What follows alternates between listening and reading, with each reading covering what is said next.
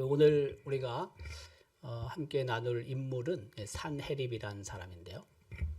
산헤립은 이제 신전에서 암살당했습니다. 그 아수르라는 나라가 굉장히 큰 나라고 오랫동안 지속된 나라입니다. 아수르가 시작이 된 게 주전 2450년, 주전 2450년부터 주전 605년에 망했다 그러니까요. 굉장히 오랫동안 있었던 나라죠. 한 1800년 정도 있었으니까. 여러분 1800년 동안 국가가 유지되는 경우가 있습니까? 거의 없죠. 네. 생각해 보세요. 우리 나라 뭐 삼국, 뭐 고구려, 백제, 신라 도대체 몇 년이나 있었겠습니까? 고려가 몇 년이나 지속이 됐습니까? 뭐 조선 시대 생각해 보십시오.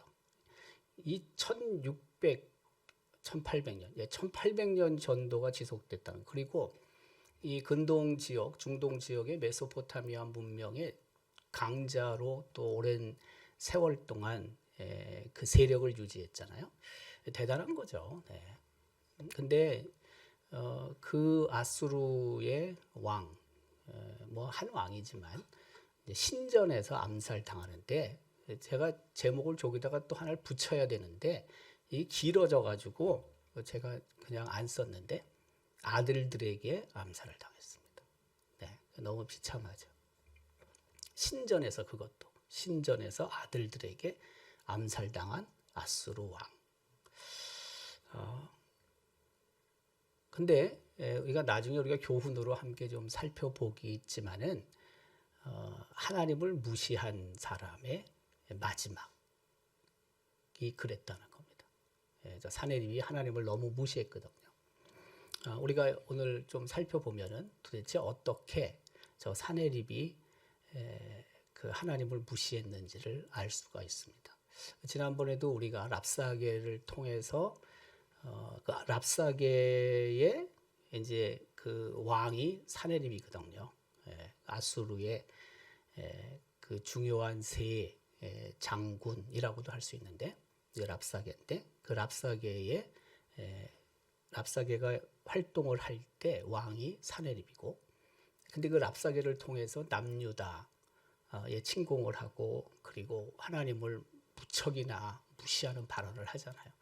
어쨌든 그 결말이 최후가 그랬습니다. 뭐 결론적으로 제가 말씀을 드렸지만은 그 하나님을 멸시하고 하나님을 무시하는 자의 최후가 어떤지 저 산헤립을 통해서 우리는 알 수가 있죠. 그 산헤립이라는 의미는 신이 형제들을 강하게 하고 번창하게 했다, 번성하게 했다라는 뜻인데요. 저것은 이제 아수르라는 나라 대제국을 생각하면 될 것 같습니다. 아수르라는 나라에 뭐 그쪽 그 아수르 국민들이 섬기는, 왕이 섬기는 우상이긴 하지만 어쨌든 자기네 나름대로는 굉장히 강하게 하고 번성하게 했다, 번창하게 했다라고 의미를 부여할 수 있겠죠.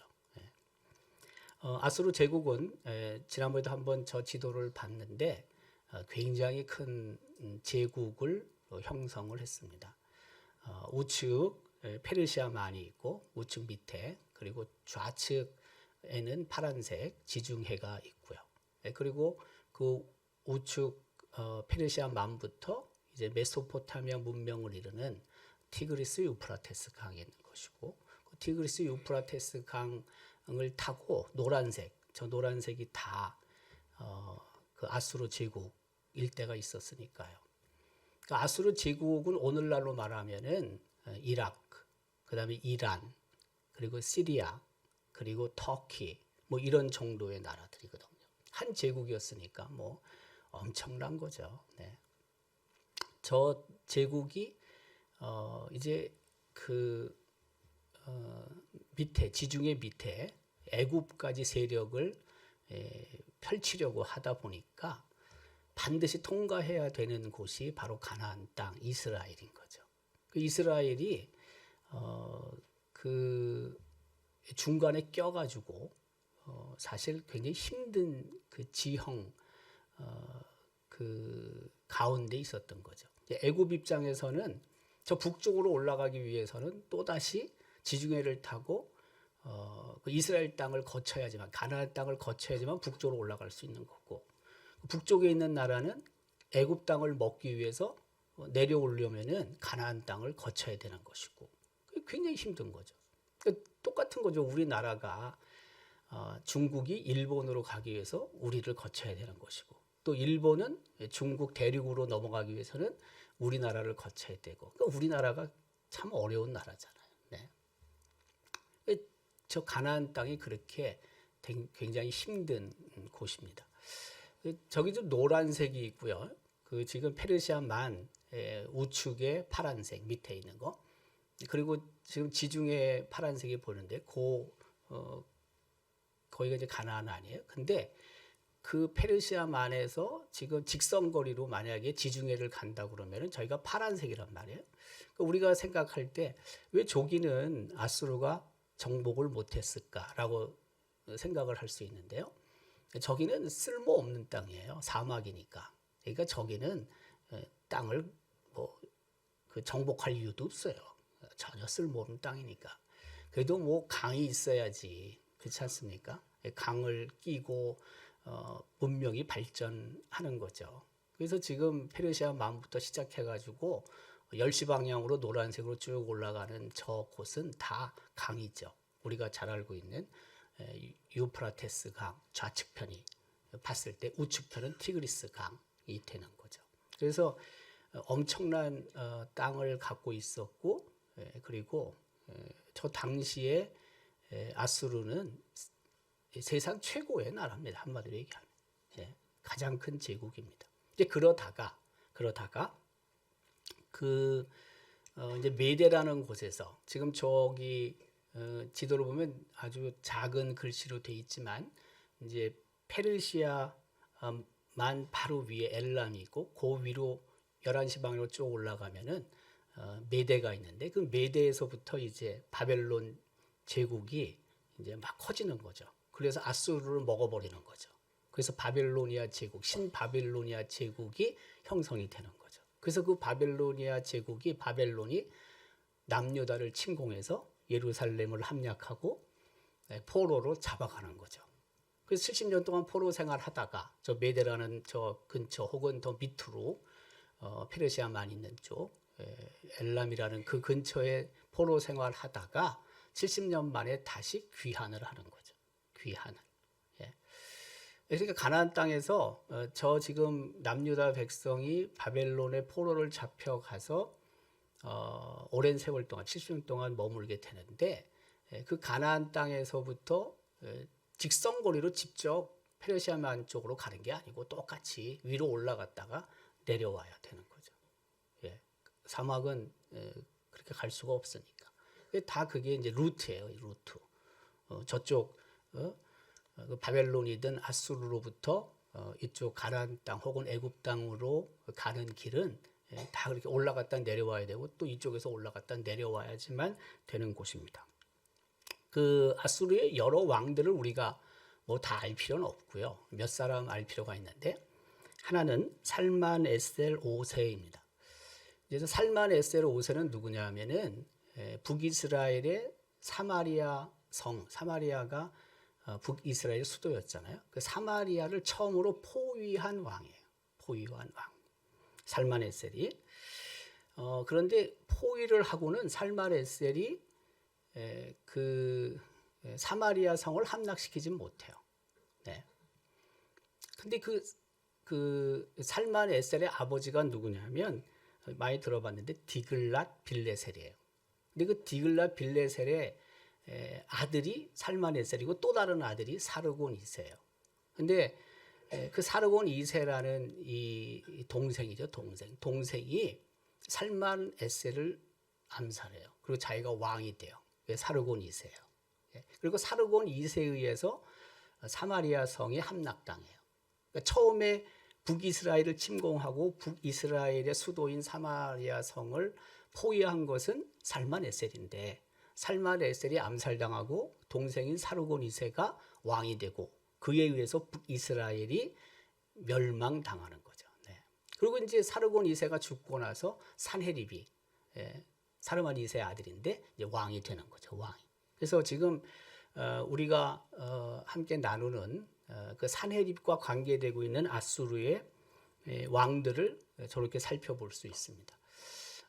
요 지도도 우리가 지난번 한번 봤는데 이제 산헤립이 있고 산헤립 맨 위에 산헤립이라고 써 있는데 그 아수르의 왕 산헤립을 말하는 거고요. 그리고 이제 밑으로 쭉 내려오면은 예루살렘이라는 글씨가 보이고 그 위에 히스기야라는 이름이 보이는데 이제 산헤립과 남유다의 히스기야 왕과의 그런 뭐 전쟁이라고도 할 수 있고요. 그런 관계 속에서 벌어지는 사건들이 이제 기록이 돼 있고요. 좌측의 맨 밑에 지중해 밑에 쪽에 이제 애굽이 나타나고 있습니다. 그 산헤립이 남유다를 두 차례에 걸쳐서 침공하게 되는데 그 히스기야 왕이 즉위한 후에 이제 아수르 왕의 영향권에 있다가 그 조공 바치는 것을 거부하죠. 배신을 하죠. 네. 그러니까 굉장히 이제 화가 날 수밖에 없죠. 아수르 왕이. 그래서 그 열왕기하 18장 기록에 의하면 히스기야 왕이 어쨌든 용기를 내서 아수르 왕의 명령을 따르지 않게 된다는 내용을 기록하고 있고요. 그리고 이제 그 산헤립이 침공을 하는 거죠. 그래서 남유다의 여러 성읍들을 점령하게 됩니다. 그게 열왕기하 18장 13절의 기록입니다. 그 히스기야 왕 그 제14년에 즉위한 지 14년이 됐을 때 이제 아수르의 산헤립 왕이 올라왔다는 건 사실은 우리가 볼 때는 저 북쪽에서 남쪽으로 내려온 거거든요. 아수르는 저 위에 있잖아요. 예루살렘은 밑에 있잖아요. 그런데 이제 예루살렘 중심으로 생각하니까 어떻게 얘기하냐면 내려왔다고 여기 본문에 있는 말처럼 산헤립이 이제 올라오는 거죠. 보통은 내려오는 건데 원칙적으로 보면은 이제 그렇게 우리가 표현을 하는 거죠. 그 유다의 여러 견고한 성읍들 점령하게 됩니다. 그리고 유다 왕 히스기야가 라기스로 사람을 보냈다고 기록하고 있는데 그 당시에 여러 성읍들을 그 아수르의 왕이 정복하면서 예루살렘으로부터 남서쪽 뭐 약간 그 거리를 다 말하는 게 조금 틀리긴 한데 예루살렘 중심으로 밑에 남서쪽으로 한 50km 내외 떨어진 곳에 라기스라는 곳이 있는데 그 라기스라는 곳에 그 산헤립이 있었거든요. 네, 여러 성읍들을 점령하고 나서 이곳으로 히스기야 왕이 사람을 보내죠. 왜? 이렇게 가만 놔두다가는 너무 큰 피해가 날 거로 생각을 한 거예요. 일단 못하겠다고 했는데 산헤립이 쳐들어와 가지고 여러 성읍들을 정복하고 나니까 이제 겁이 난 거죠. 히스기야가. 그래서 사람을 보내게 되는데 그 열왕기하 18장 13절 기록을 보면은 아수르 왕에게 이르되 누가 히스기야 왕이 내가 범죄했습니다. 나를 떠나 돌아가십시오. 그 위쪽으로 다시 나라로 왕이 내게 지우시는 것을 내가 당하리이다. 이렇게 이야기를 하게 되고 그리고 히스기야가 이제 조공을 다시 바치게 됩니다. 그 아수르 왕 산헤립이 요구하는 게 있어요. 그게 뭐냐면 은 300달란트 그리고 금 30달란트를 요구하게 되고 히스기야 왕은 그것을 이제 마련해서 줄 수밖에 없었죠. 그래서 성전과 왕궁 곳간에 있는 은을 다 만든 게 이제 300달란트를 만든 거죠. 그리고 금도 또 마련해야 되니까 성전 문의 금과 자기가 모든 기둥에 입힌 금을 다 베껴가지고 줄 수밖에 없었어요. 그래서 조공을 바치게 됩니다. 뭐 참 용기 내어서 아수르 왕으로부터 좀 떨어져 나갔는데 그 아수르 왕이 가만 놔두지 않았어요. 근데 그 거리가 굉장히 먼 거리거든요. 지금 아까 우리 저 지도를 봤지만요. 이 지도 지금 저 위에 산헤립이 있는 곳에서 예루살렘까지가요. 한 800km쯤은 돼요. 800km. 엄청난 거리예요. 근데 저는 생각에 아수르라는 나라가 대제국인데 그 작은 나라 남유다까지 800km를 와가지고 점령한다, 정복한다. 조금 어쨌든 그럼 다른 나라들은 뭐 별로 그렇게 중요하지 않았나 하는 생각도 들긴 하는데 저기를 먹어야지만 밑으로 애굽으로 갈 수 있어요. 애굽. 또 한편으로는 애굽이 자신 쪽으로 못 올라오게끔 방어할 수도 있어요. 그러다 보니까 저희가 요충지죠. 가나안 땅이. 아마 그래서 사내립이 저 멀리 위에서부터 밑에 내려와서 가나안 땅 남유다와 전쟁을 벌이지 않았나 그런 생각을 해봅니다. 왜냐하면 저 가나안 땅이 굉장히 중요한 땅이니까 자기들이 봤을 때 가만 놔뒀다가는 잘못하면 애굽이 쭉 몰고 올라오게 되면은 뭐 예기치 못한 예상치 못한 결과를 또 나타낼 수도 있거든요. 도망 나름대로는 이제 그런 걸 미연에 방지하기 위해서 사내립이 그 남유다 멀리 밑에까지도 내려오지 않았을까 생각이 드는데요.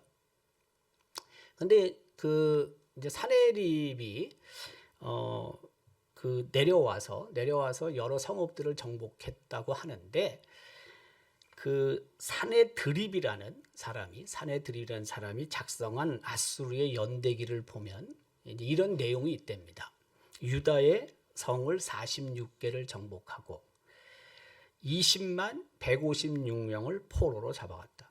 엄청나게 많이 포로를 잡아간 거죠. 저게 그 북이스라엘이 아수르 왕 사르곤 2세에게 멸망당하잖아요. 앞서 그 언급을 했지만 그 살만에셀 5세에게 포위를 당하고 그리고 사르곤 2세에 의해서 함락당하고 북이스라엘이 주전 722년도에 그때 멸망당하는 거거든요. 근데 그때 몇만 명이 포로로 잡혀가냐면은 한 3만 명쯤 잡혀갔대요. 근데 3만 명을 잡아가서 그 위에 아까 사내립 그 아수르 중심지 그쪽에 포로로 잡아가면서 어떻게 했냐면은 그 자기 나라 사람들 이방인들을 갖다가 사마리아 쪽에다가 보내잖아요. 그래서 혼혈 민족으로 만드는 거잖아요. 근데 한 3만 명을 데리고 왔다거든요.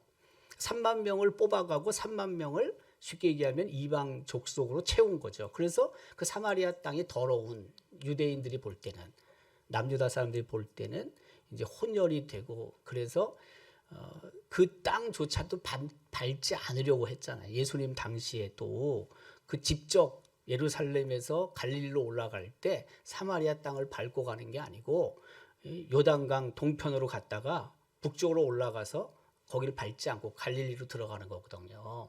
그때 포로로 잡혀간 사람이 한 3만 명쯤 됐대는데 지금 저 그 연대기에 의하면 남유다 백성 무려 20만 명이 포로로 잡혀갔다. 조금 믿기가 힘든 얘기죠. 네. 그러나 어쨌든 많은 사람들을 아마 잡아간 것 같긴 해요. 포로로. 이제 사내립의 2차 침공이 있는데 그 2차 침공에서 저 지도도 뭐 작은 지도긴 하지만은 우리가 다시 한번 생각해 볼 거는 그 우측편 파란색은 사해 바다고요. 그다음에 사해 바다 북쪽 끝에서 보통 좌측에 한 10시 방향 쪽에 이제 예루살렘이라는 곳이 보일 거고요. 그 작긴 하지만 그 예루살렘에서 한 7시 방향으로 밑으로 내려오면 남서쪽 라기스라는 곳이 보입니다. 아까 우리가 라기스에서 그 사내립이 머물렀고 히스기야 왕이 그쪽에 찾아가게 해서 조공이 결정이 되는 거잖아요. 은 300달란트, 금 50달란트 결정되는데 이제 바로 이제 그런 내용들인 거죠. 근데 2차 침공을 하는데 한편으로는 이제 히스기야 왕이 잘 말을 안 들어먹는 거죠. 쉽게 얘기하면 그렇게 하고도 말을 잘 안 들으니까 아수르의 왕인 사내립이 세 장군을 예루살렘으로 보내게 되는 거죠. 바로 그것이 열왕기하 18장 17절의 기록인데요. 아수르 왕이 다르단과 랍사리스와 랍사게로 하여금 예, 대군을 거느리고 라기스에서부터 예루살렘으로 가서 그렇죠, 네. 히스기야 왕을 치게 하매 그들이 예루살렘으로 올라가니라. 네. 그래서 이제 위기를 맞게 되는 겁니다. 엄청난 위기를 히스기야 왕이 맞게 되는 것입니다. 그 1차 침공 때는 조공무의 문제로 해결할 수 있었어요. 근데 지금은 그렇지가 않아요. 이 아수르 왕 사네립도 아마 몹시 화가 난 것 같아요. 그냥 뭐 얼마 뭐 금 좀 받고 은 받아가지고 해결할 문제가 아닌 거예요. 이제 남유다의 이제 그 국가가 존망에 달려 있는 상황이에요. 지금 사실상 이제 그런 상황이 된 거죠. 이때 이제 히스기야 왕이 애굽의 원군을 요청하게 됩니다. 이것도 사실 우리가 생각할 때 히스기야 왕이 굉장히 믿음이 좋은 사람이잖아요. 네. 우리가 볼 때 정말로 뭐 남유다 여러 왕이 있지만 히스기야 왕은 그 믿음에 관한 한 다른 어떤 왕보다도 우월한 사람이었잖아요. 그래도 세상적인 방법, 인간적인 방법을 도모한 부분이 있는 거죠. 네, 뭐 다 그렇죠. 뭐 우리가 아무리 믿음이 좋아도 때로는 그 세상적인 방법을 우리가 추구하고 뭐 나중에 가서 하나님께 또 구하고 하나님을 의지하고 뭐 그런 모습들이 우리에게도 많이 있지 않습니까? 네. 처음부터 그냥 모든 걸 다 하나님께 맡기고 하나님을 의지하며 나갈 때도 물론 있지만 네, 그렇지 못한 경우도 많거든요. 뭐. 히스기야도 이제 그런 모습을 봐요. 이건 무슨 뜻이냐면 굉장히 인간이 연약하다는 것입니다. 아무리 믿음이 좋은 것 같아도 매번 그러면 그렇게 해서 우리가 사느냐? 그렇게 못 삽니다. 네, 그렇게 사는 게 대단히 어렵습니다. 자, 열왕기하 18장 21절은 그 애굽의 그런 원군을 요청하는 그 내용들을 랍사게가 한 말 속에서 알 수 있고요. 이제 또 한편으로 뭐냐면 그러면서도 히스기야는 여호와 하나님을 의지해야 한다라는 부분도 백성들에게 말을 한 것 같아요. 양면이 있단 말이에요. 양면이 우리가 다 일방적으로 뭐 세상만 방법적인 부분에서 추구한 것도 아니고 또 그냥 온전히 하나님만 의지한 것도 아니고 히스기야를 보면은 양쪽을 다 왔다 갔다 한 거예요. 그건 우리가 누구를 비난하겠어요. 뭐 살아가면서 주변에 있는 우리 지체들 중에 뭐 때로는 좀 불신앙적인 부분을 보인다고 할 때 그 어떻게 그 비난할 수 있어요? 나도 그 모양이니 뭐 다 똑같은데 뭘 비난하겠어요. 네.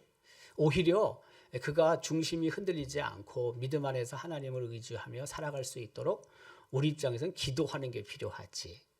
그에게 뭐 손가락질을 하고 왜 그때 그렇게 불신앙적인 모습을 보였냐라고 말하는 것은 사실 내 스스로를 보면 나를 굉장히 부끄럽게 하는 거죠. 가나안을 향해서 이스라엘 백성이 출발을 애굽으로부터 하잖아요. 광야에서 그 많은 일들이 벌어지지 않습니까?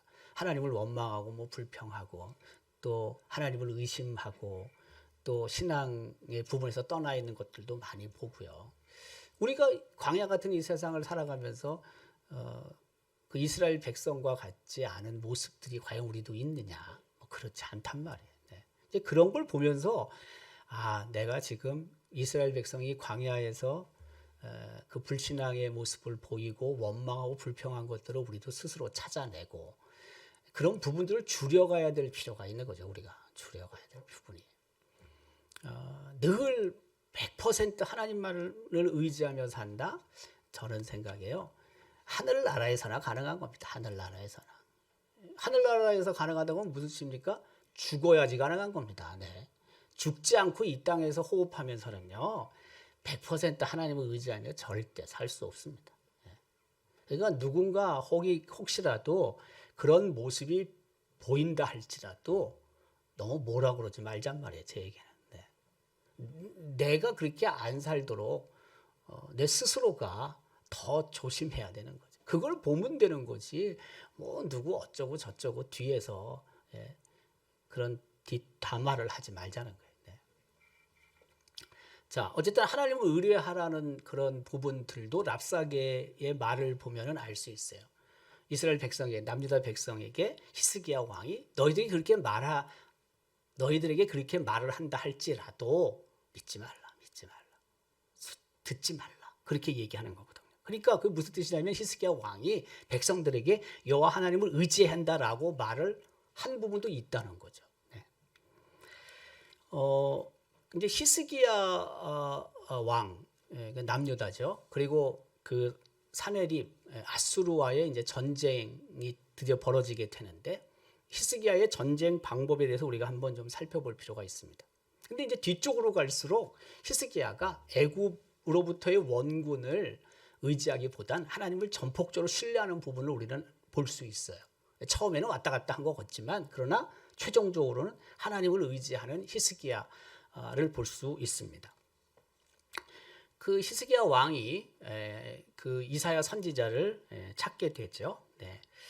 그래서 그 직접 가는 건 물론 아니지만 사람을 보내게 됩니다. 그리고 이제 이사야 선지자의 예언을 듣게 됩니다. 그게 열왕기하 19장 6절 7절의 내용입니다.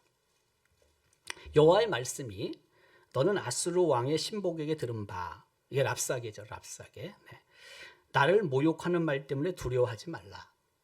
내가 한 영을 그의 속에 두어 그로 소문을 듣고 그의 본국으로 돌아가게 하고 또 그의 본국에서 그에게 칼에 죽게 하리라 하셨느니라.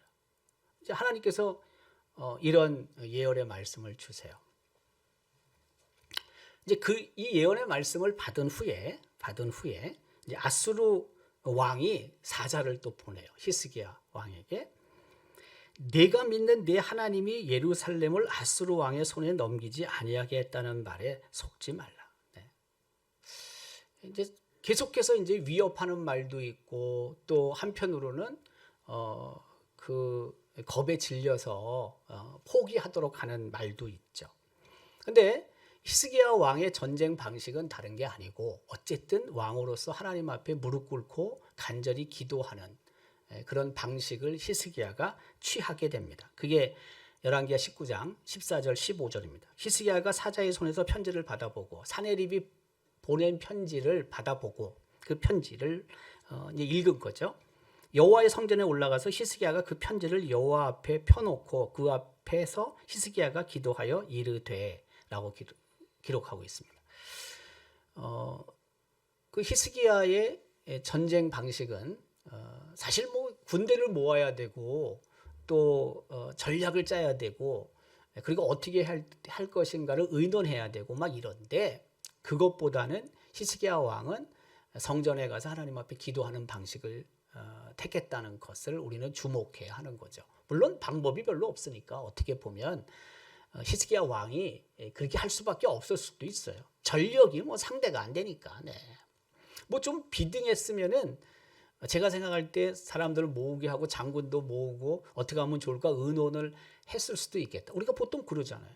우리도 보통. 이게 뭐 완전히 안 될 때는 그냥 완전히 포기하고 항복하고 하나님께 매달리지만 이게 뭐 좀 비슷하고 내가 가능하면은요. 일단 하나님을 찾기보다는 내가 있는 거 가지고 뭔가 해결하려고 하는 측면이 우리에게 강하거든요. 근데 지금 이 남유다의 전력은요. 아수르 전력과 안 됩니다. 네. 아마 그래서 그럴 수도 있습니다. 근데 이제 좀 더 긍정적으로 보면 히스기야 왕의 믿음이 하나님께 전폭적으로 매달리게 했다라고 볼 수도 있고, 예. 긍정적인 눈으로 보면, 네. 근데 조금 부정적으로 눈으로 보면은요, 안 되니까, 어차피 안 되니까 하나님 앞에 매달릴 수밖에 없었다라고도 볼 수가 있는 거죠. 근데 이제 긍정적인 측면에서 봤을 때 역시 그 히스기야의 기도 내용을 보게 되면은 여호와 하나님께 부르짖게 되고 전쟁이 하나님께 속해 있다라는 것을 히스기야 왕은 분명하게 인정을 하는 거죠. 네, 분명하게. 네. 그게 바로 열왕기하 19장 16절 19절입니다. 여호와여 귀를 기울여 들으소서. 여호와여 눈을 떠서 보시옵소서. 사내립이 살아있는 하나님을 비방하러 보낸 말을 들으시옵소서. 우리 하나님 여호와여 원하건대 이제 우리를 그의 손에서 구원하옵소서. 그리하시면 천하 만국이 주 여호와가 홀로 하나님이신 줄 알리이다 하니라. 네. 이렇게 하나님께 전폭적으로 의지하는 모습을 보이게 됩니다. 이유가 무엇이든지 그가 갖고 있는 전력이 형편없어서 하나님을 찾을 수밖에 없었든지, 아니면 정말 그가 믿음이 좋아서 하나님 앞에 무릎 꿇고 하나님의 처분만을 기다릴 수 없었든지, 어쨌든 관계없이 하나님께서는 당신을 인정하고 하나님을 의뢰하는 사람들, 그 사람들에게 도움을 베푸시는 분임에는 틀림이 없는 거죠. 좀 더 순수하면 물론 좋을 것 같아요. 우리가 좀 더 순수하면. 그러나 때때로 우리가 정말 순수하게만 하나님을 찾는 건 아니거든요. 네. 좀 그 믿음 안에 불순물도 있죠. 우리가 다. 네. 그렇지만 어쨌든 하나님을 의지하고 하나님께 맡기고 하나님의 능력을 구한다는 것. 그것을 하나님께서는 참 좋아하신다. 기뻐 보신다. 네. 그게 히스기야가 기도하게 되고 결국에는 기적의 방법으로 하나님께서 전쟁에 임하시고 간섭하셔서 그 승리하게 하는 결정적인 요인이 되는 것입니다. 어쨌든지 간에. 네. 아수르 군사를 하나님께서 사자를 보내서 치십니다. 네. 열왕기하 19장 35절의 기록입니다. 이 밤에 여호와의 사자가 나와서 아수르 진영에서 군사 18만 5천 명을 친지라. 아침에 일찍 일어나 보니 다 송장이 되었다. 18만 5천 명, 엄청나게 쓸어간 겁니다. 네. 어저께 일본에서 큰 지진이 또 일어나지 않습니까? 7.5 굉장히 큰 거죠. 네. 또 여러 사람이 희생을 당하긴 했지만, 그러나 그 단위가 세 자리도 아닙니다. 네, 세 자리도 아닙니다. 물론 아깝게 희생 당한 분들이 있긴 하지만은 다. 그래서 저 18만 5천 명이 한밤에 죽어나간다. 예. 거의 가능성이 없는 얘기가 벌어지고 있는 거죠. 네. 하마스와 이스라엘 전쟁에서 하마스가 세상 떠난 전쟁에서 죽은 하마스만이 아니라 일반 군인들도 팔레스타인들이 많이 죽었잖아요. 근데 놓고 보면은 그렇게 많은 폭탄이 떨어졌는데도 생각보다 많이 죽은 게 아닙니다. 생각보다는. 네.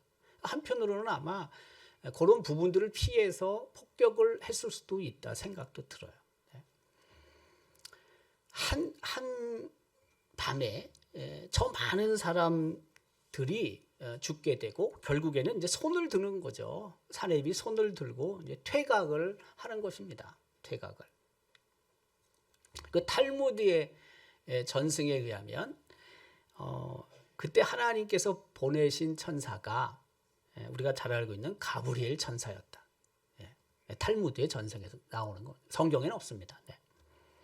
그날이 유월절 날 밤이었다. 유월절 밤에 애굽의 초태생들, 장남들, 또 짐승에서 처음 태어난 게 다 죽었잖아요. 네. 가브리엘 천사가 나타나서 다 그 아수르 군사 18만 5천 명을 죽였다. 그럴 수도 있겠죠. 가브리엘인지 아닌지 어떻게 합니까? 네. 어쨌든 이제 그렇게 얘기를 합니다. 그리고 그 그리스의 역사학자인 헤로도투스, 이름은 우리가 들어봤잖아요. 헤로도투스. 이런 말을 하죠. 사네립이 예루살렘의 정복을 부하 장군에게 맡기고 자신은 직접 이집트를 치러 갔다가 하나님이 내린 재앙에 의해 패배하여 돌아갔다. 약간 성경의 기술과 좀 다르죠. 네. 우리 성경은 뭐예요? 하나님의 사자가 나타나서 그 밤에 18만 5천 명을 쳤다라고 성경은 기록하고 있는데, 그리스의 역사학자인 헤로도투스에 의하면 뭐라고 얘기를 해요? 이제 이 남유다는 게임이 안 되는 거였잖아요. 그러니까 이 사네립이 이번 기회에 내려오기 힘들잖아요. 800km, 900km를 내려왔는데 이번 기회에 애굽까지 먹어야지 생각을 하고, 이쪽은 게임이 안 되니까 애굽으로 내려갔다가, 애굽도 당시 대국이죠. 네. 이쪽 지역에서는 우리가 알고 있지만 나일강 문명, 이집트 문명, 이집트는 언제나 대국이에요. 언제나. 네. 요새 조금 아니라서 그렇지. 네. 언제나 대국입니다. 네.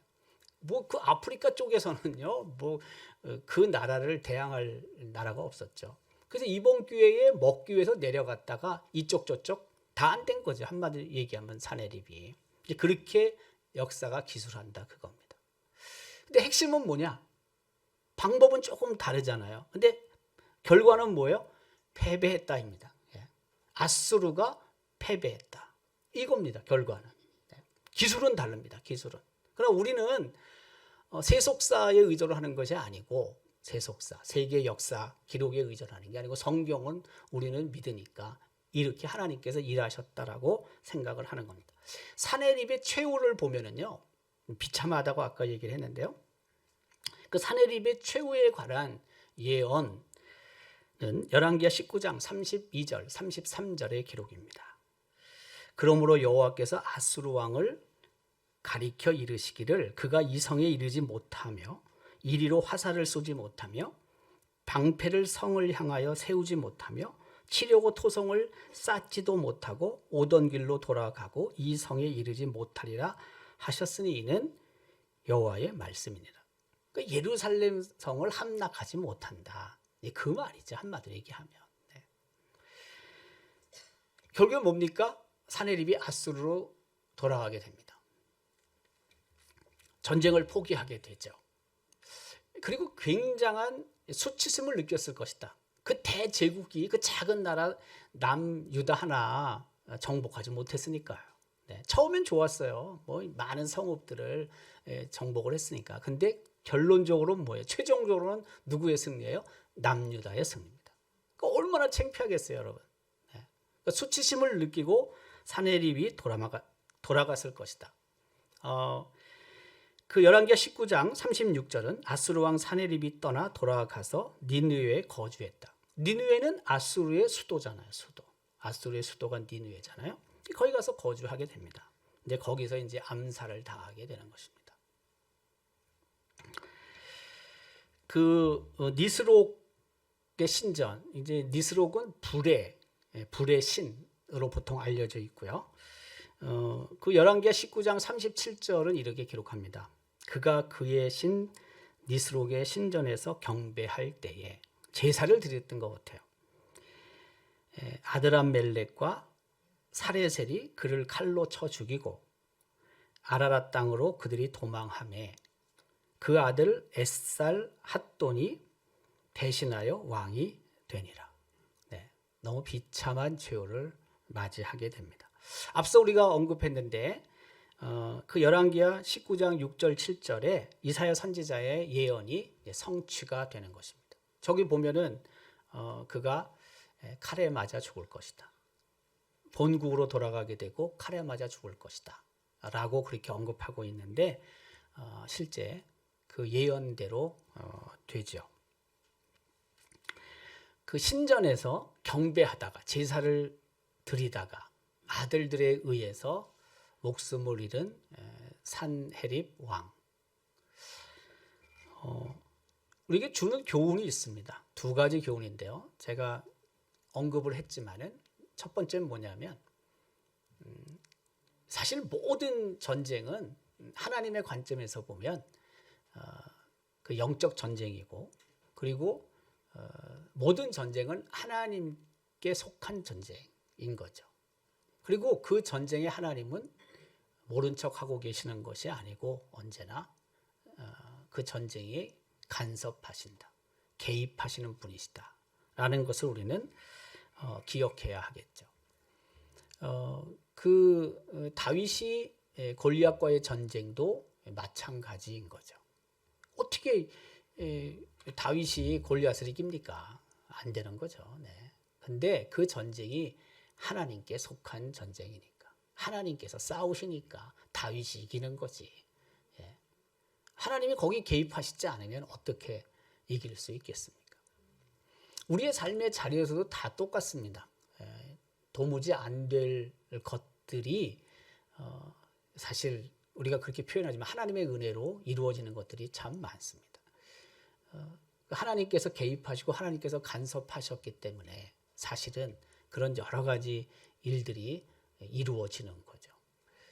그래서 우리가 어떤 일을 만났을 때 뭐 두려움도 찾아오고 염려도 있고 걱정도 당연히 있지만 그러나 하나님께 의지해야 되고 하나님께 맡겨야 되고 또 그 일을 통해서 하나님의 이름이 높여질 수 있도록 우리가 하나님 앞에 매달리는 것이 아주 중요한 문제입니다.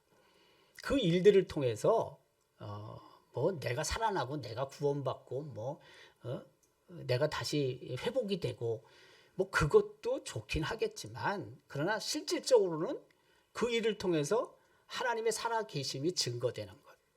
이게 사실은 가장 큰 목표가 되는 거죠.